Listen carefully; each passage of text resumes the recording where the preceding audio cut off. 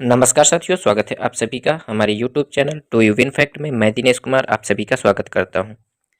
साथियों, आज मैं आपको बताऊंगा यूपी पुलिस कांस्टेबल की जो परीक्षा 17 से 18 फरवरी को होने जा रही है, उसमें से एक नोटिफिकेशन जारी कर दिया गया है। उसमें से बताया गया है कि क्या क्या चीज़ें आपको परीक्षा हॉल में लेकर जाना है, आंसर शीट को कैसे फिल करना है और कैसे क्या चीज़ें होंगी, ये सारी चीज़ें उन्होंने बताया है। कौन सा पेन आपको लेकर के जाना है, किस कलर का लेके जाना है, ये सारी चीज़ें बताई गई हैं। ठीक है, तो इससे पहले हम बता दें कि इसका जो एडमिट कार्ड है कब डाउनलोड होगा। तो यूपी पुलिस का जो एडमिट कार्ड है वो आपका 10 फरवरी से डाउनलोड होना स्टार्ट हो जाएगा। ठीक है साथियों, इसकी परीक्षा जो है 17 से 18 फरवरी में होगी। ठीक है, इसमें से केंद्र जो है 2377 केंद्र है इस समय।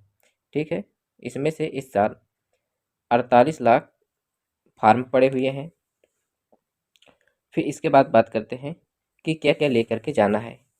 तो नोटिफिकेशन में आइए चलते हैं।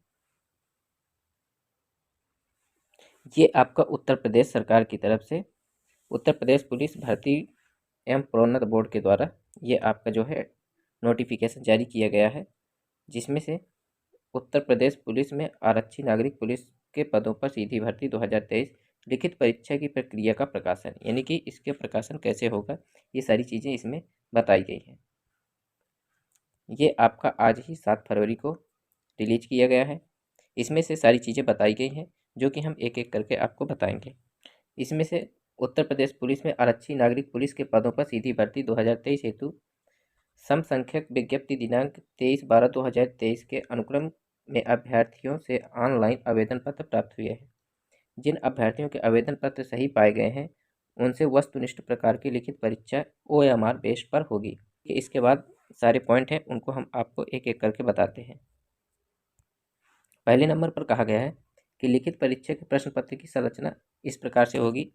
विषय 1 सामान्य ज्ञान, विषय 2 समान हिंदी, विषय 3 जिसमें संख्यात्मक एवं मानसिक योग्यता परीक्षा, विषय 4 मानसिक अभिरुचि, बुद्धिलब्धि, तार्किक क्षमता। ये आपके विषय रहेंगे। इसमें से प्रश्नों की संख्या आपकी रहेगी 150। अधिकतम अंक आपके 300 होंगे। समय आपका 2 घंटे का होगा।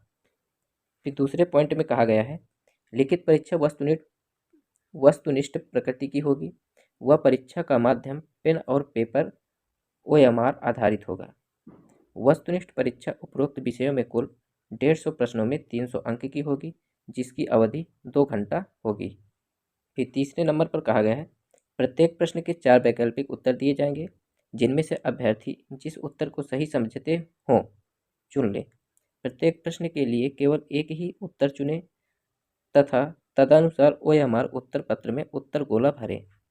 ठीक है, 4 विकल्प दिए जाएंगे। 4 विकल्प में जो सही होगा वो आपको चारों में से एक को आपको चुनना है। फिर आगे चौथे नंबर पर कहा गया है प्रत्येक सही उत्तर के लिए आपको 2 अंक दिए जाएंगे।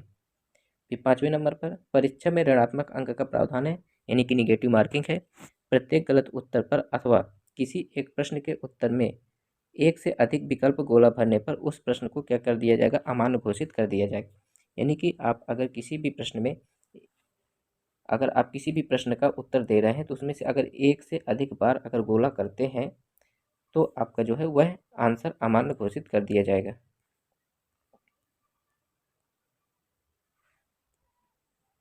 और उसमें से 0.5 ऋणात्मक अंक काट लिए जाएंगे।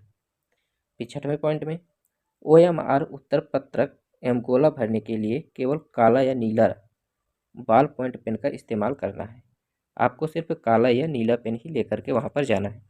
सातवें नंबर पर कहा गया है OMR उत्तर पत्रक भरने के लिए उदाहरण के लिए नीचे परीक्षा केंद्र कोड अनुक्रमांक प्रश्न पुस्तिका क्रमांक को भरने या अंकित करने की विधि दी गई है। आगे हम आपको दिखाएंगे कि कैसे इनके कोड अनुक्रमांक प्रश्न पुस्तिका भरना है। इसमें से बताया गया है पहले नंबर पर परीक्षा केंद्र कोड होगा, दूसरे पर आपको अनुक्रमांक भरना है, तीसरे में आपको प्रश्न पुस्तिका क्रमांक और चौथे में पाली भरना है। ठीक है, आइए इनको देखते हैं। ये आपका उदाहरण दिया गया है। इसमें से आपको इस प्रकार से एक OMR शीट मिलेगी, जैसे कि आप देख पा रहे हैं। इसमें से ये आपका पहला नंबर है, इसमें आपको परीक्षा कोड भरना है। फिर दूसरे नंबर पर आपको अनुक्रमांक यानी कि रोल नंबर भरना है। तीसरे पर आपको प्रश्न पुस्तिका क्रमांक भरना है, यानी कि क्वेश्चन बुकलेट नंबर भरना है। और चौथे में आपको पाली भरना है, यानी कि शिफ्ट 1 शिफ्ट 2 जो भी हो। ठीक है, इस प्रकार से अगर आपकी प्रथम पाली है तो फर्स्ट गोले में काला करना है, अगर आपकी सेकंड है तो सेकंड में। ठीक है, इस प्रकार से इसमें जो है आपको ये जो आपके ऐसे खाने बने हुए हैं इनमें से आपको नंबर लिखना है, और जो भी नंबर आप लिखेंगे नीचे आपको इस प्रकार से यहाँ पर उसी नंबर को, अगर आपने यहाँ पर 1 लिखा है तो यहाँ पर 1 में आपको ब्लैक करना है, काला करना है उसको। ये बात क्लियर हो गई। फिर इसके बाद आते हैं 8वां पॉइंट, कहता है कि गोला को मिटाने या दोबारा भरने का प्रयत्न ना करें, किसी प्रश्न का एक से अधिक उत्तर गलत उत्तर माना जाएगा। फिर 9 पॉइंट कहता है कि प्रश्न पत्र में समान हिंदी विषय को छोड़कर अन्य विषयों के सभी प्रश्न हिंदी और अंग्रेजी भाषा में होंगे, यानी कि हिंदी को छोड़ करके सभी जो आपके विषय हैं वो हिंदी और अंग्रेजी दोनों भाषा में होंगे। किसी संशय या भ्रम की स्थिति में अंग्रेजी रूपांतरण मान्य होगा, यानी कि अगर आपको ऐसा लगता है कि हिंदी में कि ये क्वेश्चन गलत है तो आप एक बार इंग्लिश वाला क्वेश्चन जरूर पढ़ें, क्योंकि इंग्लिश के अनुसार ही आपका जो है क्वेश्चन का निर्धारण होगा और उसी के अनुसार आपका आंसर मान होगा। 10वें नंबर पर कहा गया है अभ्यर्थियों की संख्या के अनुसार लिखित परीक्षा एक से अधिक तिथियों में विभिन्न प्रश्न पत्रों के साथ विभिन्न पालियों में आयोजित की जाएगी। ठीक, 11 नंबर पे कहा गया है प्रत्येक पालियों के प्रश्न पत्र अलग अलग होंगे और अंकों के प्रसारणीकरण यानी कि नॉर्मलाइजेशन की प्रक्रिया बोर्ड की विज्ञप्ति संख्या PRPB 155 2023 दिनांक 18/12/2023 में वर्णित व्यवस्था के अनुसार अपनाई जाएगी। फिर इसके बाद 12 नंबर पे कहा गया है प्रश्न पत्र में किसी प्रश्न के गलत होने या प्रश्न के सभी उत्तर विकल्पों के उपयुक्त न होने पर ऐसे प्रश्नों को निरस्त कर दिया जाएगा और उन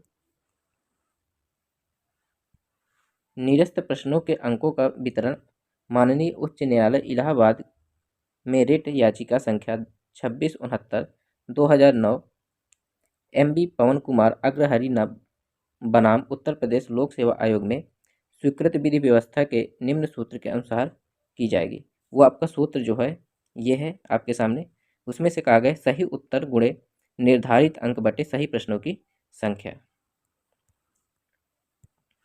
13 नंबर पर कहा गया है बोर्ड द्वारा लिखित परीक्षा के लिए विस्तृत पाठ्यक्रम बोर्ड की विज्ञप्ति संख्या PRPB 1/150/2023 दिनांक 23/12/2023 के द्वारा प्रदर्शित किया जा चुका है। पाठ्यक्रम संकेतात्मक प्रकृति का है और परीक्षा के पश्चात पाठ्यक्रम से संबंधित मामलों पर कोई अपील या आपत्तियां नहीं की जा सकेंगी।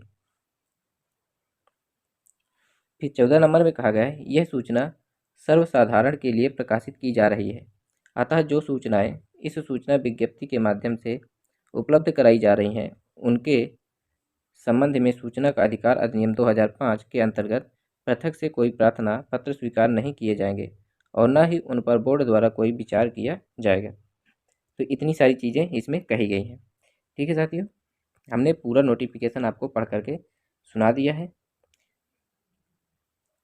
अगर जानकारी अच्छी लगी हो तो आप समझदार हैं, वीडियो को लाइक भी कर सकते हैं। मिलते हैं नेक्स्ट वीडियो में, तब तक के लिए जय हिंद जय भारत।